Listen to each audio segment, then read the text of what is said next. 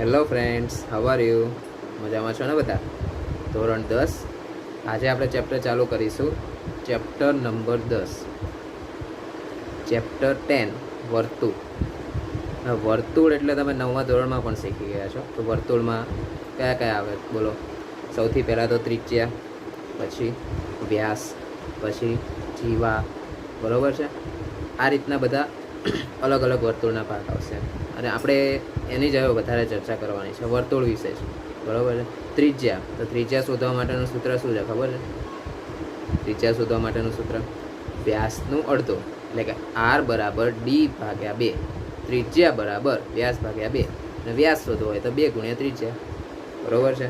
પછી આમાં તમને વર્તુળની બધા સૂત્ર આવડવા જોઈએ.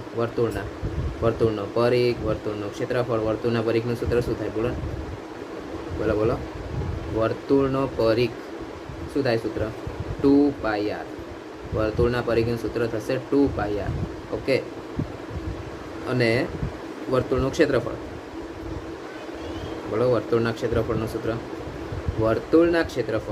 થશે πr².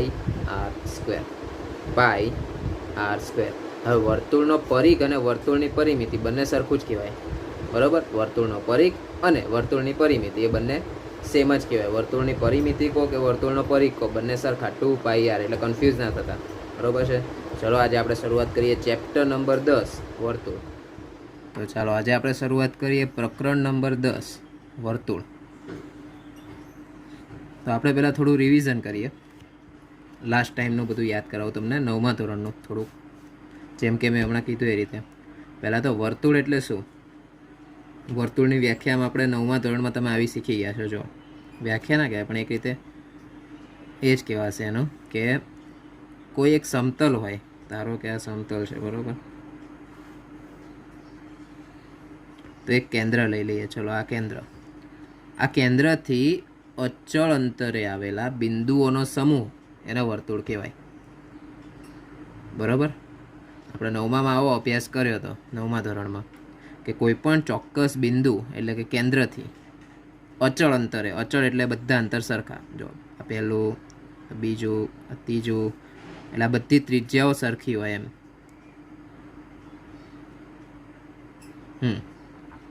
આ બધા જે એક એક બિંદુ આપણે લઈએ ને, આ બધા એ બિંદુઓનો સમૂહ, એને શું કહેવાય? વર્તુળ, બરાબર? હવે એના બધા અલગ અલગ સંબંધિત પદો હતા બધા, જેમ કે જીવા, વૃત્તખંડ, વૃતાંશ, ચાપ વગેરેનો આપણે અભ્યાસ કર્યો હતો ને. ચલો ફરીથી બધું યાદ કરાવી દઉં. જો ચલો પહેલાં તો આમાં જીવા કઈ કહો? જીવા કોને કહેવાય? એમાં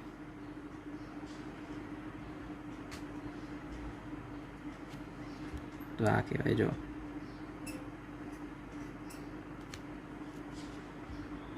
આને કહેવાશે જીવા, બરાબર? બીજું, હવે આનાથી જે બે ભાગ પડે ને એને વૃત્તખંડ કહેવાય. જો આ એક વૃત્તખંડ, લઘુ વૃત્તખંડ, ગુરુ વૃત્તખંડ. આને કહેવાય લઘુ વૃત્તખંડ અને આને કહેવાય ગુરુ વૃત્તખંડ. પછી બીજું, તો વૃતાંશ કોને કહેવાય? જો આ ત્રિજ્યા છે, આ બંને ઓ એ બી, તો આ જે ભાગ બન્યો ને આને કહેવાય આ લઘુ વૃતાંશ, બરાબર? અને આને કહેવાશે ગુરુ વૃતાંશ, બરાબર? આ ખબર પડી પહેલાં તો? તો હવે અને છેલ્લે હજી એક બાકી રહી ગયો આમાં, છેદિકા. કોઈ પણ રેખા હોય, બરાબર? અહીંયા કોઈ પણ રેખા હોય એ વર્તુળને કોઈ પણ બે બિંદુમાં છેદે. જો ધારો કે આ રીતે, આ બિંદુ એ, આ બિંદુ બી, તો એ અને બી એ બંનેમાં છેદે છે ને પીક્યુ રેખા, તો આ રેખા એ બી પીક્યુને શું કહેવાશે? એની છેદિકા. આને છેદિકા કહેવાય. યાદ રાખજો, કેમ કે હમણાં હું શીખવાડું છું બીજું. જો કેમ કે એને બંને બે બિંદુમાં છેદે છે, એને શું કહેવાય? છેદિકા. આની આ જ રેખા, હવે જો શું થાય છે,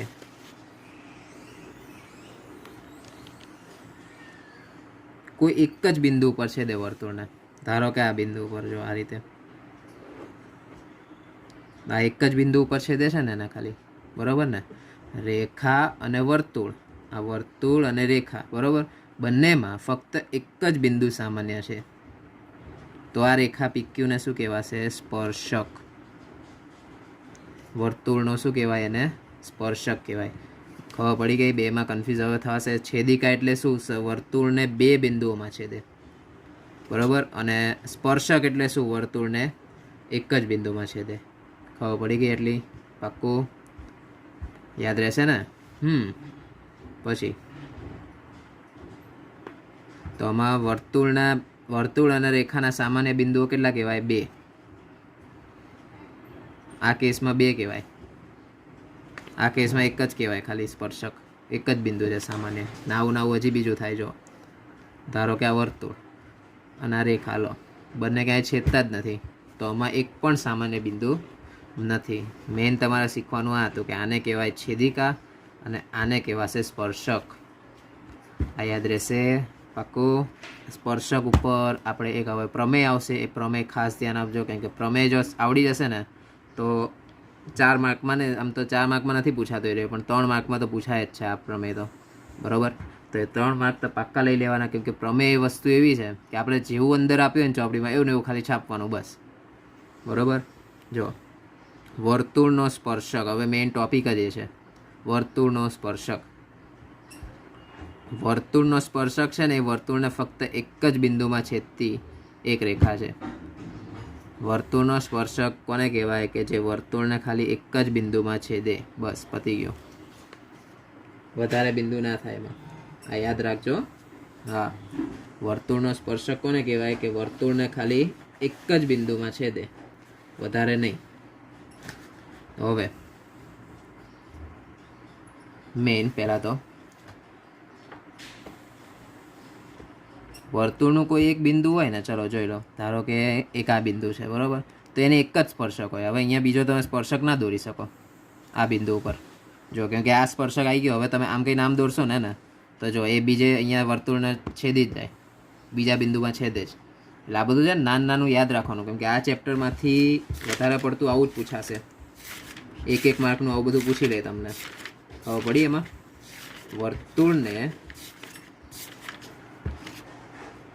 વર્તુળને કોઈ એક બિંદુએ ખાલી એક જ હોય, ફક્ત એક જ સ્પર્શક હોય. આ વાત યાદ રાખજો ખાલી, બરાબર. પછી બીજું,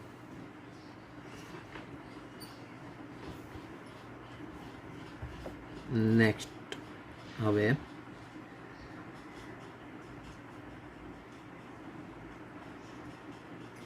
વર્તુળ અને સ્પર્શકના સામાન્ય બિંદુને સ્પર્શ બિંદુ કહે છે. વર્તુળ અને સ્પર્શક આ બંનેનું સામાન્ય બિંદુ. ચલો હવે વર્તુળ અને સ્પર્શક ક્યાં છે એમાં મને બતાવો. એક તો આ વર્તુળ, બરાબર, અને આ એનો સ્પર્શક. તો વર્તુળ અને આ છે એનો સ્પર્શક, બરાબર. તો આ બંનેમાં સામાન્ય બિંદુ છે ને, તો એનું શું કહેવાય? સ્પર્શ બિંદુ કહેવાય. સ્પર્શ બિંદુ, કેમ કે અહીંયા એક સ્પર્શ થાય છે. જો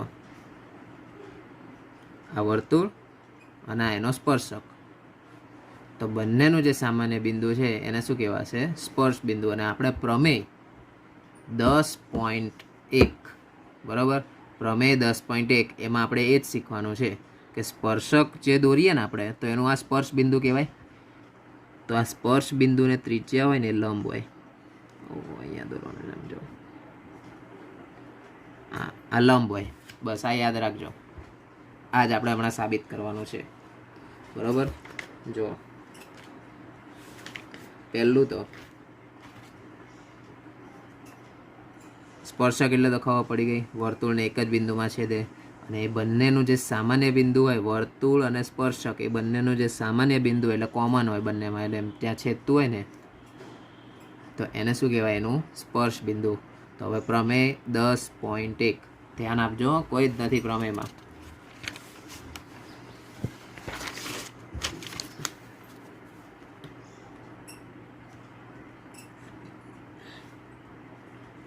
વર્તુળના કોઈ બિંદુએ દોરેલ સ્પર્શક વર્તુળના કોઈ બિંદુએ દોરેલ સ્પર્શક સ્પર્શ બિંદુમાંથી પસાર થતી ત્રિજ્યાને લંબ હોય છે. આ એનું વિધાન કહેવાય. આ પહેલાં તો અને આ તો લખવું જ પડે કે પ્રમેય 10.1 આપેલું હોય, બરાબર. ચલો, વર્તુળના કોઈ એક બિંદુએ દોરેલ સ્પર્શક સ્પર્શ બિંદુમાંથી પસાર થતી ત્રિજ્યાને લંબ હોય છે. જે મેં અહીંયા આગળ જ હમણાં આકૃતિ દોરી હતી, તો અહીંયા જો ફરીથી દોરી દઉં છું. ચલો, આ સ્પર્શક એનો બંનેનો સામાન્ય બિંદુ આ છે, સ્પર્શ બિંદુ. તો એમાંથી જે આ ત્રિજ્યા પસાર થાય ને, અહીંયા બધી ત્રિજ્યા જ કહેવાય. ગમે ત્યાં દોરો એને ત્રિજ્યા જ કહેવાય, બરાબર. તો એ સ્પર્શ બિંદુમાંથી જે ત્રિજ્યા પસાર થતી હોય ને, બરાબર, એ સ્પર્શકને લંબ હોય. અને અહીંયા એનું ઊંધું આપ્યું છે કે વર્તુળના કોઈ બિંદુએ દોરેલ સ્પર્શક સ્પર્શ બિંદુમાંથી પસાર થતી ત્રિજ્યાને લંબ હોય છે. આ આપણે સાબિત કરવાનું છે, બરાબર. તો હવે પક્ષ, પહેલાં તો પક્ષ શું આપ્યું છે આપણને એ બોલો. ઓ કેન્દ્રવાળું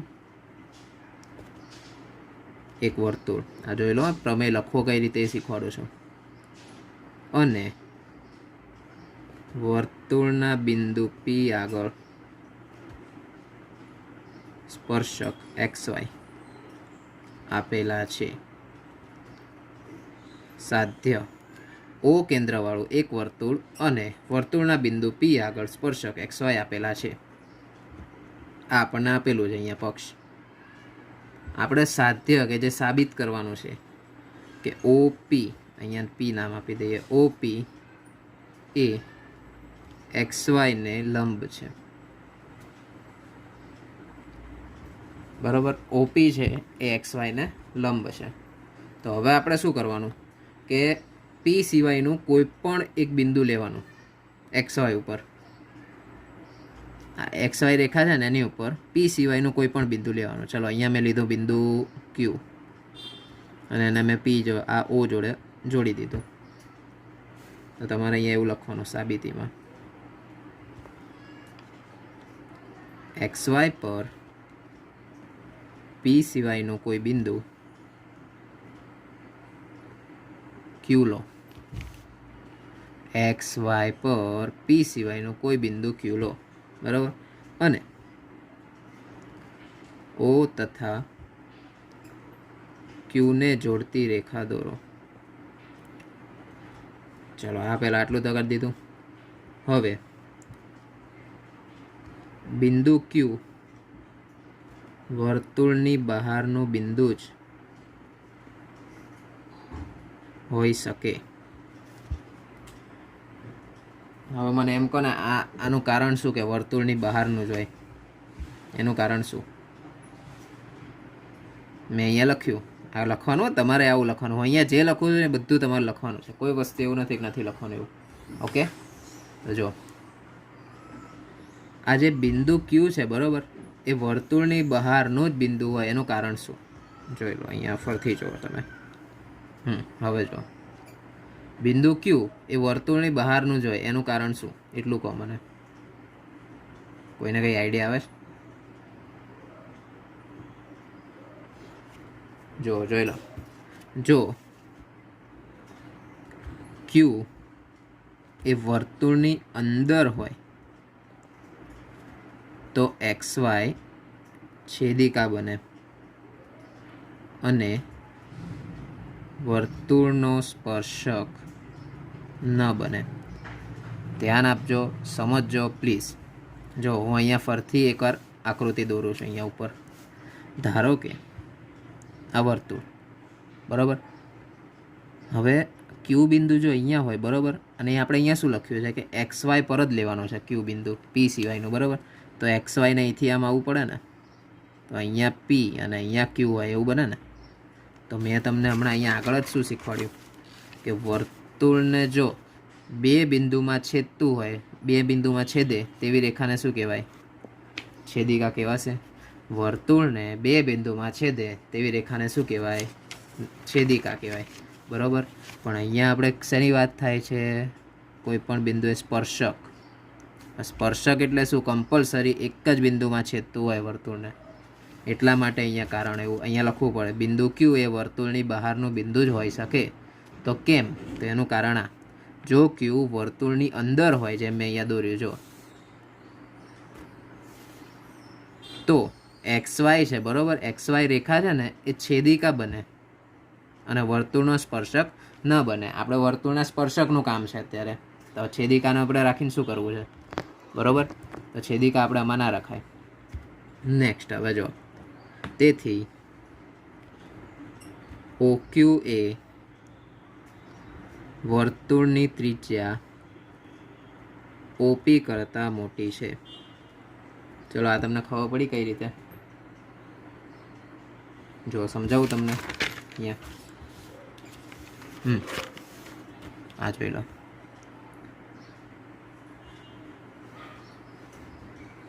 આવું છે ને તમે 9મા ધોરણમાં શીખી ગયા છો. આમ તો કોઈ પણ એક બિંદુ હોય ને, સમજાવું છું ખાલી, જોઈ લો. આ રેખા છે બરાબર.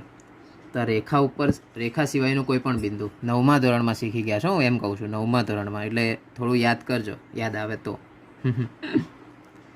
અહીંયા છે O બિંદુ બરાબર. તો એને જે લંબ હોય ને રેખા, આ લંબ એ સૌથી નાનામાં નાનું અંતર હોય. પછી તમે કોઈ પણ દોરો, અહીંયા આ દોરો ને, કે આ દોરો, કે આ દોરો, કે આ દોરો, ગમે તે બધા આનાથી મોટા હોય. લંબ હોય ને એનાથી મોટા હોય બરાબર. એટલે આમાં છે ને જે લંબ હોય ને એ સૌથી નાનામાં નાનું અંતર હોય. હવે કઈ રીતે હું તમને સમજાવું. ચલો જો, હવે ધારો કે આપણે અહીંયા લીધો છે આ ક્યુ બિંદુ બરાબર. ચલો અહીંયા O, અહીંયા P અને અહીંયા Q. આ કયું ત્રિકોણ બન્યું બોલો ને? કાટકોણ ત્રિકોણ બન્યું ને. હવે કાટકોણ ત્રિકોણનો નિયમ શું છે? કે કાટખૂણો, અત્યારે હું જે કહું છું ને કશું તમારે સમજાવવાની જરૂર નથી હો, લખો ત્યારે એક્ઝામમાં. તો મારે તમને સમજાવવાનું એટલે હું કહું છું. અહીંયા ખૂણો Q કાટખૂણો છે બરાબર. તો ખૂણો Q જે કાટખૂણો હોય એની સામેની બાજુ હોય ને એને કર્ણ કહેવાય. શું કહેવાય? કર્ણ. અને કર્ણનો નિયમ એવો છે કે આ હોય ને એ સૌથી મોટી બાજુ હોય કાટકોણ ત્રિકોણની બરાબર. સૌથી મોટામાં મોટી બાજુ કઈ હોય? કર્ણ. ખબર પડી આ? પાકું. એટલે શું કહેવાય કે હવે આ તો એના કરતાં નાની જ હોય OP કરતાં. હવે તમે ધારો કે અહીંયા દોરો જો એકદમ નજીક, તો આ તો કાટખૂણાની સામેની બાજુ જ થઈ ને બરાબર. તો આ શું કહેવાશે? કર્ણ. એટલે તમે ઇનશોર્ટ કહેવા શું માગીએ છીએ અમારા લોકો કે P બિંદુ સિવાય તમે ક્યાંય પણ કોઈ પણ બિંદુ લેશો ને આ રેખા ઉપર બરાબર, તો એ જે રેખા બનશે ને અહીંયા OQ, ગમે ત્યાં લેશો OQ બરાબર, એ OP કરતાં કેવી હશે? મોટી. ખબર પડી રીઝન કેમ? કેમ કે અહીંયા કાટખૂણો છે અને એની સામેની બાજુ હંમેશા શું હોય? કર્ણ. અને એ સૌથી મોટામાં મોટી હોય. આ બંને કરતાં તો એ મોટી જ હોય કાટકોણ ત્રિકોણમાં. એટલે અહીંયા આપણે લખી દેવાનું કે OQ એ વર્તુળની ત્રિજ્યા OP કરતાં મોટી છે બરાબર. નેક્સ્ટ એટલે કે OQ ગ્રેટર દેન OP.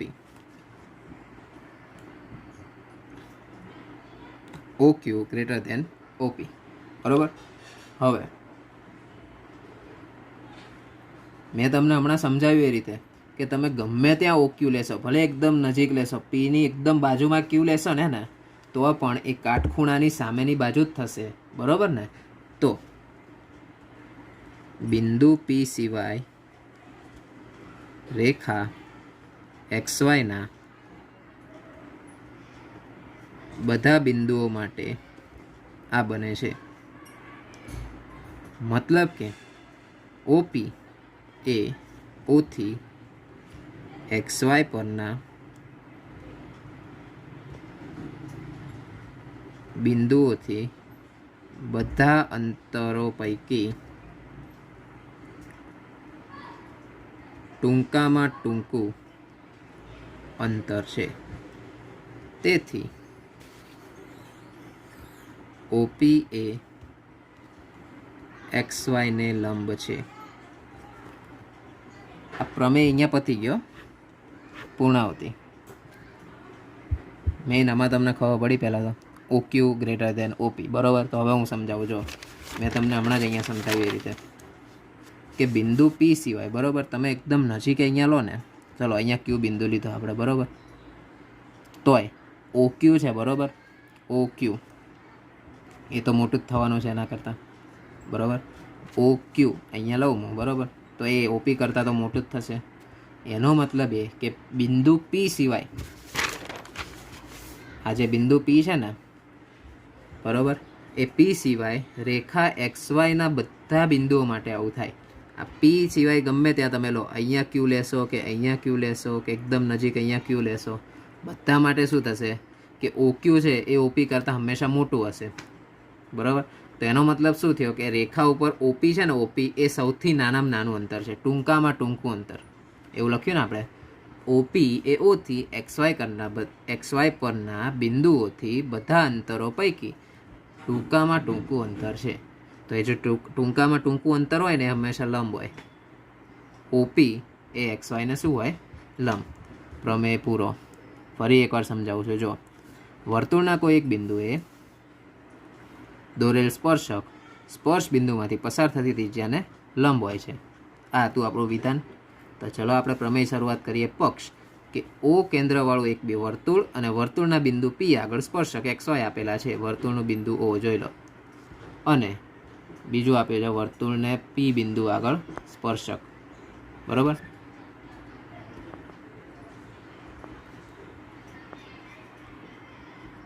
હવે એમાં તમારે જો ધ્યાન આપવાનું કે ઓપી એ એક્સ વાયને લંબ છે, એ આપણે સાબિત કરવાનું છે. એટલે સાધ્યમાં શું લખવાનું? ઓપી એ એક્સ વાયને લંબ છે, બરાબર. સાબિતી એક્સ વાય પર પી સિવાયનું કોઈ બિંદુ ક્યુ લો અને ઓ તથા ક્યુને જોડતી રેખા દોરો. એક્સ વાય પર પી સિવાયનું કોઈ બિંદુ ક્યુ લેવાનું છે આપણે, તથા ઓ અને ક્યુને જોડતી રેખા દોરવાની. જો આ રીતે મેં અહીંયા ક્યુ બિંદુ લીધું ને આ જોડી દીધું. એનો મતલબ શું થયો? પહેલાં એક કારણ આમાં લખી દેવું પડે કે બિંદુ ક્યુ છે વર્તુળની બહારનું જ બિંદુ હોવું જોઈએ, બરાબર. કારણ શું એનું?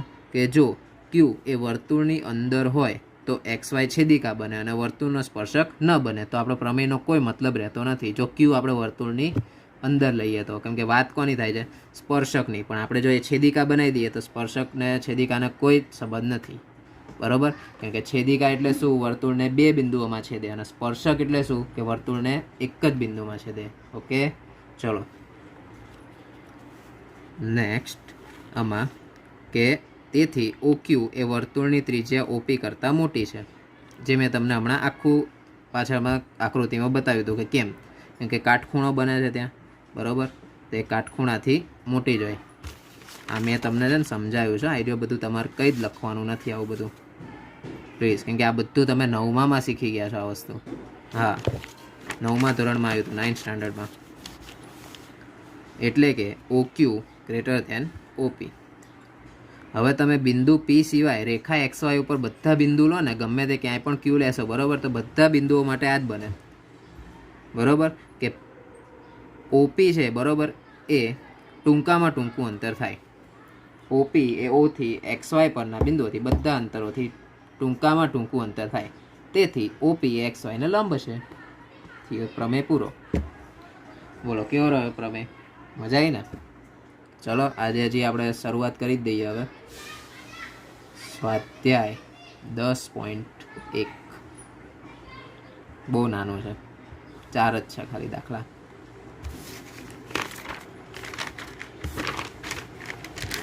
ચલો હવે તમે તો ચોપડી લઈ લેજો, ખાલી ટેક્સ્ટબુક રાખજો તમારી જોડે, કેમ કે બધા ક્વેશ્ચન નહીં લખેલા હોય મેં. ચલો પહેલો જ ક્વેશ્ચન છે, તમારે મને જવાબ આપવાનો. વર્તુળને કેટલા સ્પર્શક હોય? ક્વેશ્ચન સમજવાનો. આમાં એવું લખ્યું છે વર્તુળને કેટલા સ્પર્શક હોય. એવું નથી કીધું કે એક બિંદુ આગળ કેટલા સ્પર્શક હોય. વર્તુળને કેટલા સ્પર્શક હોય? અસંખ્ય. પહેલાનો જવાબ આવશે અસંખ્ય. એનું કારણ આ વર્તુળ. ચલો આ મેં પહેલો અહીંયા દોર્યો, બીજો અહીંયા દોર્યો, ત્રીજો અહીંયા દોર્યો, ચોથો અહીંયા દોર્યો, પાંચમો અહીંયા દોર્યો. કેમ કે વર્તુળ છે ને એ બહુ બધા બિંદુઓનો સમૂહ છે. જો અહીંયા અને વર્તુળને આપણે દોરવા હોય એટલા સ્પર્શક દોરી શકીએ. કોઈ બિંદુ આપણને નથી કીધું. ક્વેશ્ચનમાં શું પૂછ્યું છે? વર્તુળને કેટલા સ્પર્શક હોય? તો જવાબ શું આવશે? અસંખ્ય. ચલો બીજું, ખાલી જગ્યાઓ છે બધી. સ્પર્શક વર્તુળને કેટલા બિંદુ અથવા બિંદુઓમાં છેદે? ચલો બિંદુઓમાં તો આવે જ નહીં. કેટલા બિંદુમાં છેદે એ મને કહો. ખાલી એક જ બિંદુમાં છેદે. જે હમણાં આપણે આગળ શીખ્યા કે કોઈ પણ સ્પર્શક હોય એ વર્તુળને ખાલી એક જ બિંદુમાં છેદે. બરાબર. ચલો બીજું, વર્તુળને બે બિંદુમાં છેદતી રેખાને ખાલી જગ્યા કહે છે. વર્તુળને બે બિંદુમાં છેદતી રેખાને, બોલો બોલો. જો આખું મેં અહીંયા બધું એટલે જ આખું રિવિઝન કરાવું. મને ખબર હોય ને આવું બધું આવશે. બે બિંદુમાં છેદતી રેખા હોય એને શું કહેવાય? છેદિકા. બરોબર.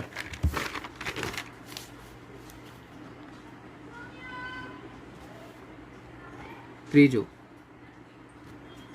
વર્તુળને વધુમાં વધુ ખાલી જગ્યા સમાંતર સ્પર્શક હોય. આ નવું આવ્યું. આ મેં નથી શીખવાડ્યું. જોઈ લો. ચલો શીખી લો. મેં અત્યારે નથી શીખવાડ્યું. નવું તો કશું ના કહેવાય. સમાંતર. સમાંતરનો મતલબ શું? કે બંને એકબીજાને છેદે નહીં ક્યારે. તો ચલો પહેલાં તો એકા, આ બે સમાંતર મળ્યા. બરાબર. હવે મને એમ કહો, આપણે અહીંયા દોરીશું. બરાબર. આને છેદશે. અહીંયા દોરીશું. આને છેદશે. બરાબર ને? આમ બે દોર દઉં સીધા તો આ બંનેને તો છેદશે જ ને. એટલે વધારેમાં વધારે આપણને કેટલા સ્પર્શક મળ્યા? ખાલી બે જ સ્પર્શક. જો વધારેમાં વધારે સમાંતર સ્પર્શક કેટલા મળ્યા આપણને? ખાલી બે. અમુક લોકો એમ કહેશે કે ચલો ને આ બે પણ સમાંતર તો કહેવાય જ ને, પણ આપણે એમ નહીં. આ બંને તો છેદી ગયા ને. જો અહીંયા છેદી ગયા, અહીંયા છેદી ગયા. હું આ સમજાવવા માગું છું. ખબર પડે છે હું શું કહેવા માગું છું? વર્તુળને વધુમાં વધુ ખાલી બે જ સમાંતર સ્પર્શક હોય. કાં તો તમે ઉપર નીચે દોરી શકો, કાં તો આજુબાજુમાં દોરી શકો. બસ સમાંતર સ્પર્શક. બરાબર. છેલ્લું,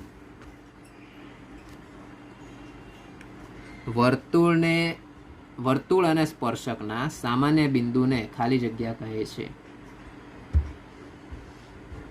આ થોડોક આગળ પાછળ વિડીયો કરો, આખું સમજાયેલું છે. શું કહેવાશે? બોલો બોલો.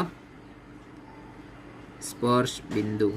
વર્તુળ અને સ્પર્શકના સામાન્ય બિંદુને, આને જો એને શું કહેવાશે? સ્પર્શ બિંદુ. બરાબર. પાકું. સારું. ચલો જો હવે ત્રીજો છે ને દાખલો છે. 5 સેમી ત્રિજ્યાવાળા વર્તુળના કોઈ બિંદુ પી આગળ દોરેલ સ્પર્શક PQ કેન્દ્ર ઓમાંથી પસાર થતી રેખા Q ને Q બિંદુએ છેદે છે. OQ બરાબર 12 હોય તો PQ ની લંબાઈ 4 ઓપ્શન આપેલા છે આપણને. પહેલાં તો તમે લોકો જ ક્વેશ્ચન વાંચો ને મને સમજાવો ને શું આપ્યું છે અંદર. મજા આવશે. જો વાંચો.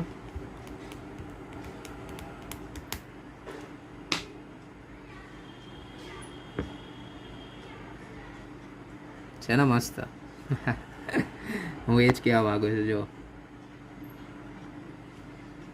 આમાં એવું આપ્યું છે, ઘણા કહેશે કંઈ ખબર જ ના પડી. હે ને? જુઓ ચાલો.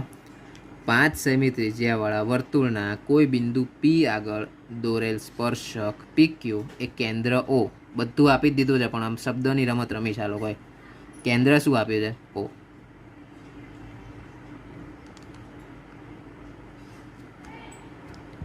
બરોબર. ત્રિજ્યા કેટલી છે? 5 સેમી. વર્તુળના કોઈ બિંદુ P આગળ, એટલે વર્તુળનું બિંદુ કયું? P. અહીંયા જોઈ લો આ. અને આ Q બિંદુ હશે ને એ ક્યાંય બહારનું હશે. અહીંયા Q બિંદુ સમજો. તમે અહીંયા P ના લઈ શકો, કેમ કે ક્વેશ્ચનમાં શું લખ્યું છે કે 5 સેમી ત્રિજ્યાવાળા વર્તુળના કોઈ બિંદુ P આગળ, આ બિંદુ P આગળ જો દોરેલ સ્પર્શક PQ કેન્દ્ર O માંથી પસાર થતી રેખાને Q બિંદુએ છેદે છે. આ PQ. તો હવે O માંથી પસાર થતી રેખા દોરીએ. જો આ બંને ક્યાં છેદે છે? Q બિંદુ ઉપર. આ સ્પર્શક અને આ O માંથી પસાર થતી રેખા. ફરી 5 સેમી ત્રિજ્યાવાળા વર્તુળના કોઈ બિંદુ P આગળ આપણે સ્પર્શક દોર્યો, તો એ વર્તુળના કેન્દ્ર O માંથી પસાર થતી રેખાને Q બિંદુમાં છેદે છે. ખબર પડી આટલી? પાક્કું? હવે સમજો, ઉતાવળ ના કરવાની. એમાં ત્રિજ્યા કેટલી આપી છે? 5. આને કહેવાય ત્રિજ્યા. આમાં લખ્યું નહીં હોય કે ઓપીનું માપ આટલું છે, સમજી જવાનું. આ ત્રિજ્યા 5 આપેલી છે. ચલો, ઓ ક્યુ એટલે આ અહીંયા 12 આપ્યો છે. હવે મેં હમણાં જ શીખવાડ્યું પ્રમેય 10.1 કે સ્પર્શક અને એના સ્પર્શ બિંદુમાંથી જે ત્રિજ્યા પસાર થતી હોય એ બંને કેવા હોય? લંબ. એટલે કે અહીંયા કાટખૂણો બને. અને મેં ત્યારેય શીખવાડ્યું હતું, પ્રમેયમાં શીખવાડ્યું હતું, કાટખૂણો હોય એની સામેની બાજુ એટલે કે આ, એને શું કહેવાય? કર્ણ. ચલો પાયથાગોરસનું સૂત્ર વાપરીએ. ત્રિકોણ ઓ પી ક્યુમાં ખૂણો પી બરાબર 90. તેથી પાયથાગોરસ ભાઈને યાદ કરીએ આપણે. તમે એવું ના લખતા હો પાયથાગોરસ ભાઈ વાળું. હા, તો મેં તમને કીધું. પાયથાગોરસનું સૂત્ર આવડે છે? પાયથાગોરસનું સૂત્ર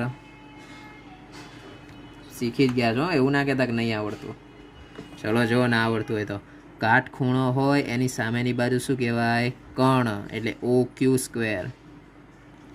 કર્ણ હોય ને હંમેશા મોટો હોય એટલે સાઈડમાં લખી દેવાનો બરાબર, વચ્ચે બરાબરની નિશાની. આ બીજી બે બાજુ હોય ને એના વર્ગોનો સરવાળો ઓપી સ્ક્વેર વત્તા પી ક્યુ સ્ક્વેર. બરાબર? ચલો જો, ઓ ક્યુ એટલે 12, ઓપી એટલે 5, પી ક્યુ સ્ક્વેર એમના એમ. ચલો 12નો વર્ગ કેટલો થાય? 144. 5નો વર્ગ 25 વત્તા પી ક્યુ સ્ક્વેર 144. 25 આ બાજુ આવે એટલે માઇનસ અને પી ક્યુ સ્ક્વેર. 144માંથી 25 બાદ કરો, કેટલા રહે બોલો? 144માંથી 25 એટલે 119.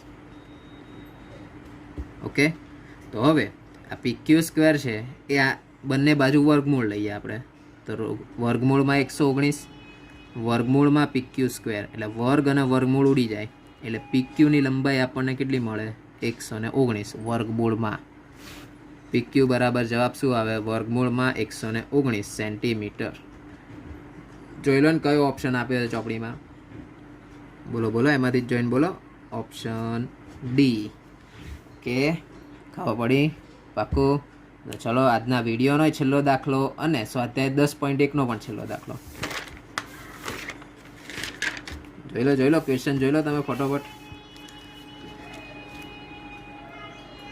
એક વર્તુળ આપ્યું છે અને આપેલ રેખાને સમાંતર હોય તેવી બે રેખાઓ દોરો, જે પૈકી એક વર્તુળનો સ્પર્શક હોય અને બીજી વર્તુળની છેદિકા હોય. એટલે આમાં લોકોએ જો આપણી જો ખાલી રમત રમી છે, જો અહીંયા સમજાવી દઉં. ધારો કે આ વર્તુળ, આ રેખા આપણને આપેલી છે, આને શું કહેવાય? આપેલી રેખા. ચલો હવે મને કોણ છેદિકા એટલે શું? વર્તુળને કેટલા બિંદુમાં છેદે? 2 બિંદુમાં. તો આને સમાંતર રાખવાની ખાલી. તો આ સમાંતર એટલે આને શું કહેવાય? છેદિકા, કેમ કે 2 બિંદુઓમાં છેદે છે. સ્પર્શક ક્યાં દોરું બોલો ને? સમાંતર. હો, સમાંતર. હા, તમારે અહીંયા દોરવું હોય ને તોય દોરાય. જો અહીંયા ઉપર અને અહીંયા નીચે દોરવું હોય તોય દોરાય.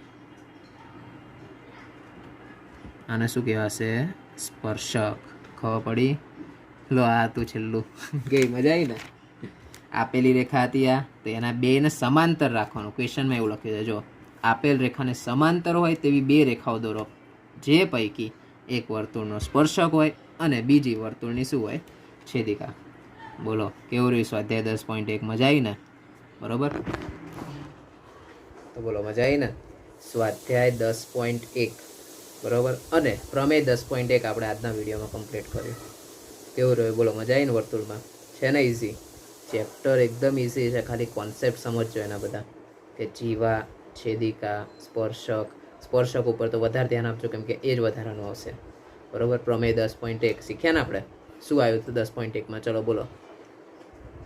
કોઈ પણ એક બિંદુ ઉપર આપણે સ્પર્શક દોર્યો છે, બરોબર, તો એ સ્પર્શકના સ્પર્શ બિંદુ, વર્તુળ અને સ્પર્શક એ બંનેમાં સામાન્ય હોય એ બિંદુને શું કહેવાય? સ્પર્શ બિંદુ. તો એ સ્પર્શ બિંદુમાંથી જે રેખા પસાર થાય ને, સોરી ત્રિજ્યા, રેખા નહીં, જે ત્રિજ્યા પસાર થાય એ સ્પર્શકને કેવી હોય? લંબ હોય. યાદ રહેશે? બસ એનો જ ઉપયોગ કરીને આપણે સ્વાધ્યાય 10.1માં એક દાખલો પણ કમ્પ્લીટ કર્યો છે.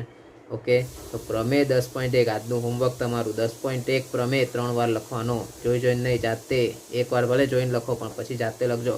પ્રમેય છે ને 3 માર્કમાં પૂછાતો હોય છે. 3 માર્ક આના ના જવા દેવાય. હું તો એમ કહું છું. ખાલી જોયું ને બધું કેવું થિયરી ટાઈપ લખવાનું હતું બધું, કે આ છે ને તે છે ને એવું બધું લખજો, પ્રોપર કરી નાખજો અને ખાલી સમજજો, બસ તો આવડી જશે, એની ગેરંટી મારી. બરોબર છે.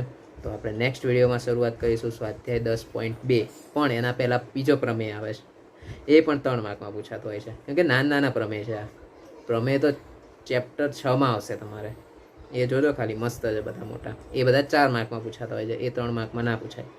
આ 2 પ્રમેય છે ને એ 3 માર્કમાં પૂછાય, યાદ રાખજો. અને એના માર્ક્સ ના જવા દેવાય. તો નેક્સ્ટ વિડીયોમાં આપણે પ્રમેય 10.2 શીખીશું. Okay, by.